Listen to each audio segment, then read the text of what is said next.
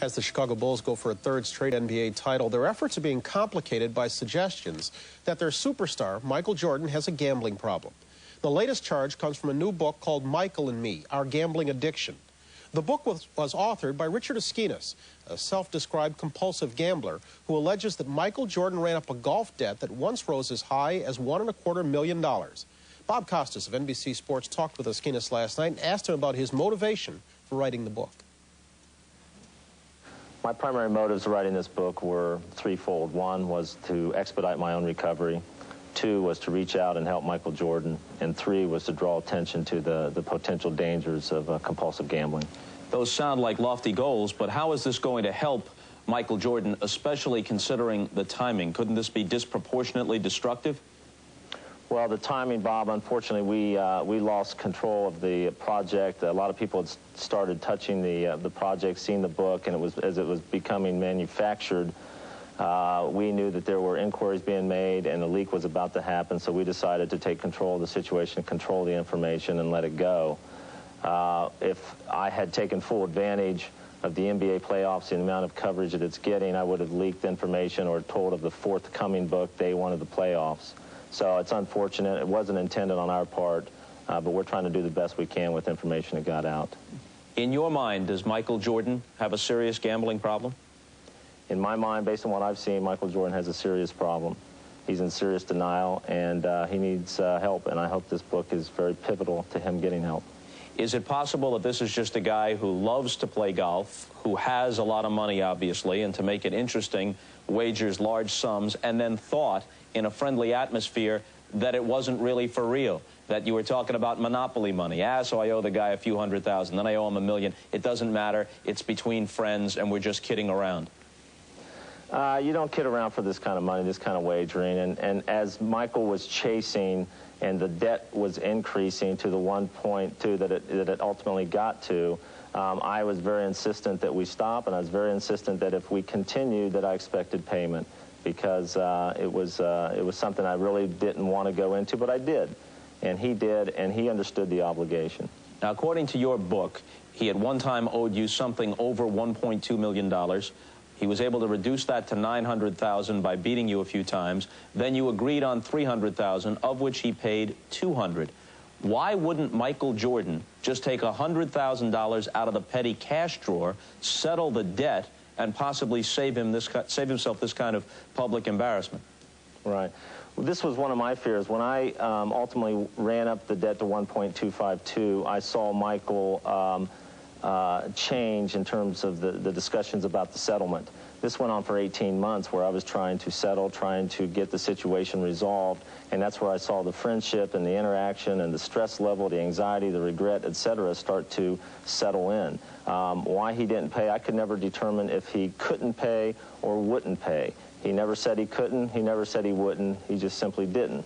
How do we know that the $1.2 million figure is correct? Obviously, you have some documentation of some payment passing either from Michael Jordan or his representatives to you, but that only totals a few $100,000.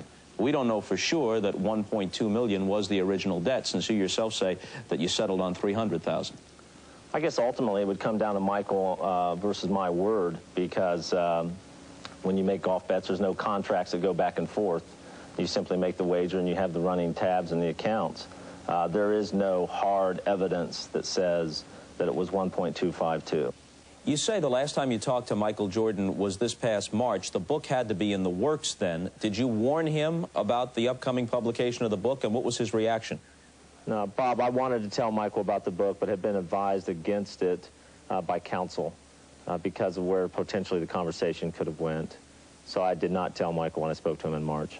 Did Michael Jordan or anyone representing him contact you and try to dissuade you from making these revelations? No.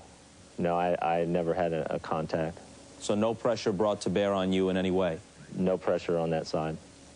And I never really wanted to get in that position to negotiate or compromise my motives for coming forward with the book. If you were to speak to Michael Jordan right now, if he walked into the room where you were sitting, what would you say to him? Michael, I hope you can read this book and get out of the book, as you see my inward journey through recovery, that you could gain some insight possibly into your problem, and get some benefit from pursuing some form of therapy for your gambling addiction. Bob Costas, good morning, welcome. How are you? This really comes down to who you believe, doesn't it? To a certain extent, yes, about the size of the debt, but there's very little doubt that Michael gambled with this guy, and he has gambled for fairly high stakes in other settings. Why? Because he's got the checks? Because he's got marketing? the checks, unless you believe that Michael was investing in some sort of venture with Richard Esquinas, and there's no indication of that. Yeah, he's not the first golfer to bet. He may be the first to lose $1.25 million, but he's not the first to bet. What's the league's role in all of this? I talked to David Stern last night. He may elaborate on his position, the NBA commissioner. He may elaborate on his position today or sometime over the weekend. But all he would say yesterday was that they were investigating this situation as it pertains to Michael, but also possibly reformulating a policy on non-basketball betting. Obviously, a player can't bet on NBA games. He'd probably be suspended for life if he bet on a game in which he was involved and face serious punishment if he bet on a game elsewhere in the league. But they have no specific policy about going to Atlantic City or about betting on the Super Bowl, I guess. So the analogies to Pete Rose don't hold? The analogies to Pete Rose hold only if we're talking about betting on NBA games, at least to this point, unless they reformulate the policy. And obviously, it would only be from that point forward. They're not going to go back and make it some sort of ex post facto law. Two other points in this. Number one, what does that do to his relationship with the ball club at a very tender point in time? And number two, what's it do to his endorsement future? Nike stood by him. One of their spokesmen came out immediately yesterday, said they're proud to be associated with him. He has many other endorsement involvements, but Nike is the primary one. Coca-Cola, they all say fine. So far, none of them have backed off, and I think that they will take a very cautious stance. And for now, if nothing further comes out, it would be my guess that he'd be okay with those sponsors. As far as his teammates are concerned, they had a team meeting yesterday. Phil Jackson, the coach, asked him about it directly, and reportedly Michael shrugged his shoulders and said, consider the source. And at least a half-dozen Bulls players came out publicly and said, we sympathize with the guy. His life's an open book. He can't have a moment's peace. Keep in mind, he's probably worth $100 million, so even though $1 million is a lot of money, it's not the same as it is to you and me, Brian. Maybe just a drop in the bucket to him. Ain't that the truth? Interesting backdrop to Game 6 tonight with the Bulls leading. That game's on NBC at 9 o'clock. At 9 o'clock Eastern should be tremendous. Bob, good seeing you. Take care. Okay, thank you, Have a good Brian. Nice to see you. 53 past. We're back in just a moment, right after this.